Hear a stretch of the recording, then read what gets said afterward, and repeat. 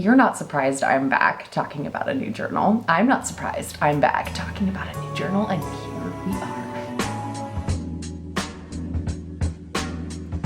So as with all of these videos, I always start with pros and cons of the old notebook, then we talk about first impressions of the new notebook, then I talk about any journaling goals I might have, and then we do a pen and a tea test.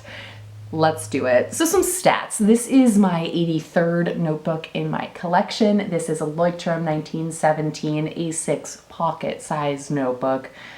119 pages, blank. Took me exactly 1 month to complete. So some pros of this notebook.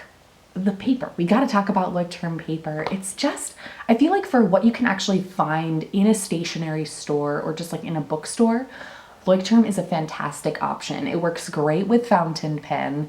There's no bleed through. You can play with a lot of different mediums on here. It's just like a really nice quality paper that you can get in a store. So I think it's lovely. I've always enjoyed writing on leuchtturm paper. I've used leuchtturms for many, many, many years. And this was a great batch that I have. And I don't know, I love this paper. It just makes my fountain pen look pretty. So I'm all about that. On that note with paper, I really like, it kind of has like almost like a yellower tone to their pages. It's definitely not like white. It's more of like an ivory color, which I really enjoy. I know some people don't like that, but I think that's super fun. This is soft cover. This is my first soft cover leuchtturm, I think. And it's super durable. It's more durable than I expected. I rolled it and tried to like beat it up a little bit just because I like the texture on when you roll notebook covers. So, but it held up super well. And I didn't actually put it in a traveler's notebook cover because I don't have one this small. And it held up great. So I love it. And the pink was just so cute. I felt like it was just so charming.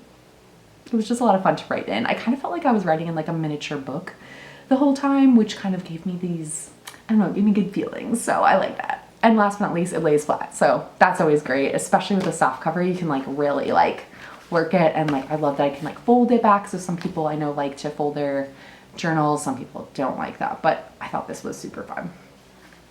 So overall, really positive writing experience. I think my main cons are really just, and is it a con that I finished it in a month? No, but like, is it sustainable to have like a new notebook every single month? Probably not. And I think I've used the pocket size hardcover before. It's the hardcover is slightly thicker, which I really enjoy because this one I knew it was going to be the case, but it's definitely like a little bit more narrow than I prefer. But like it wasn't terrible. It wasn't terrible. And I don't know, it was just, I found this to be really darling actually.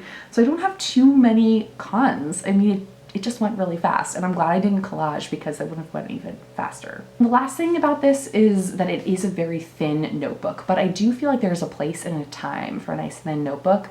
This was so easy just to like throw in my bag and like take anywhere with me, which I really, really love and appreciate. I used a lot of these kinds of notebooks when I was living abroad because it was just so easy to travel and take with me. But now that, you know, I have a very different lifestyle than I did when I was abroad, I think, you know, it's definitely a little thin. I'm drawn towards like a thicker notebook, but I really enjoyed this. This was a lot of fun. If you watched my last video, you're not going to be surprised here on which of the danika58 notebooks that I chose first, and that is the chocolate covered notebook. I'm calling it my chocolate covered notebook. I do kind of want to cover the like collage the cover, but then I'm also like, I'm in love with this chocolate. I think it's just, I don't think I've ever had a chocolate covered notebook before. So I think that's super fun. But for some stats on this one, this is a B6 Tomoe River paper notebook, but it's made by Sanzen, which is the new company that took over for Tomoe River paper. It is a whopping 386 pages. This is a chunky print. Whoa. It is 52 GSM and dot grid as well. And of course, it lies flat. Everywhere you go, it lies flat. So let's talk about first impressions of this notebook. So if you want to see some real first impressions, some like real gut first impressions, I filmed myself unboxing this journal, so check it out up there.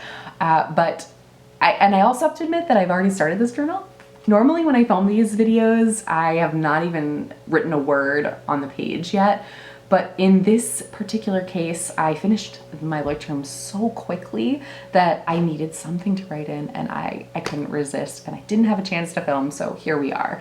But my first impression here is, let's start with Tomoe River paper.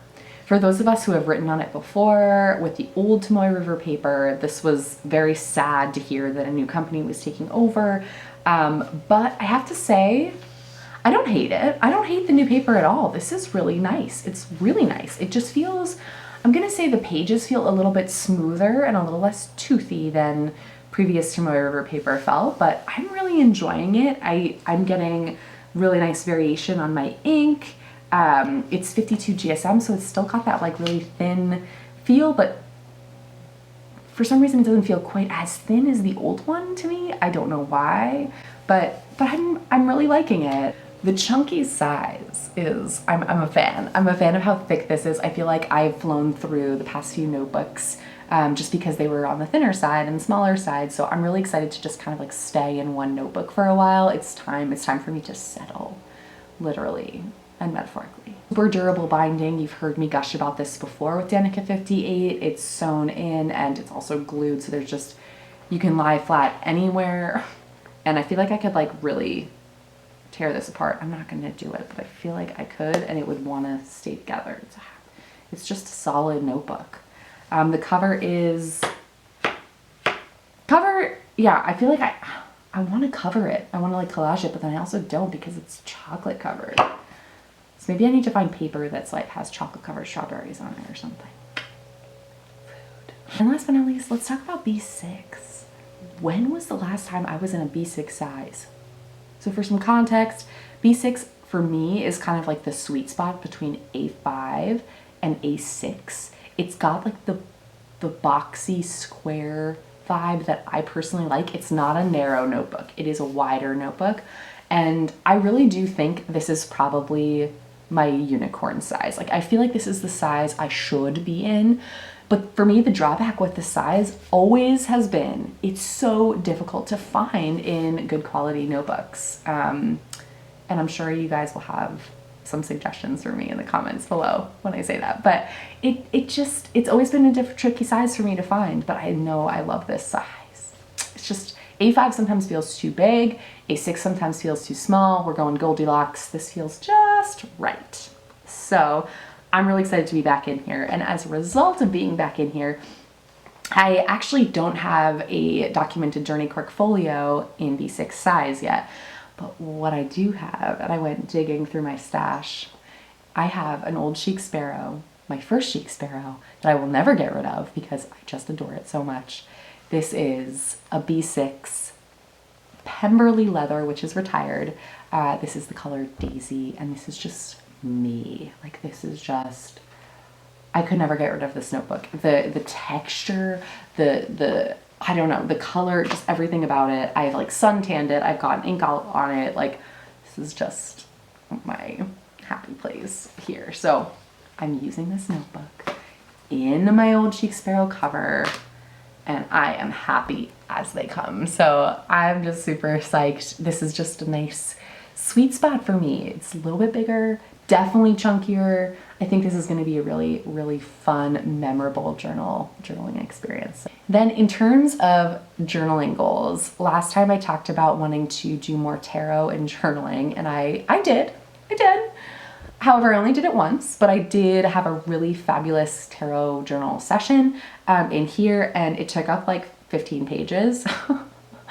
So I just need more space. So here we are. I think with this journal, I'd really like to do more tarot and experiment with that so that hopefully I can build a video for you all and have some resources eventually to share on tarot journaling. In my last video, I also talked about tabs and wanting to add more tabs. Did I add a single tab? No, I did not add a single tab. So do I want to do it this time? yes, I do kind of think it would be nice, and I'm going to tell you specifically, I want to use the tabs to mark each week of pregnancy throughout this journal. I think that'd be really nice visual, especially to look back on. So that's my goal. So hold me to it, because I've had the same goals now for 2 videos. So let's just keep that going. All right.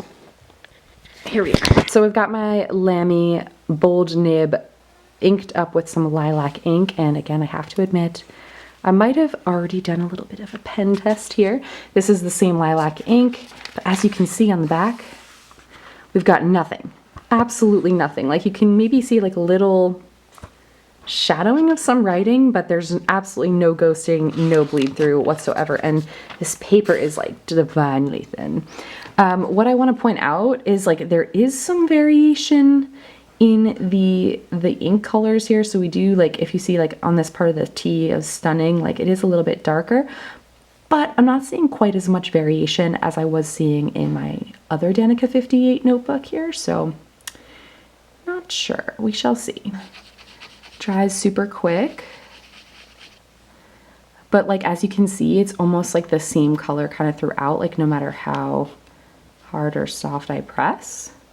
Maybe a little bit different down there, but I do like, I have to admit, I love it when a paper shows off like the different possibilities, you could say, within the ink. So that's something to consider.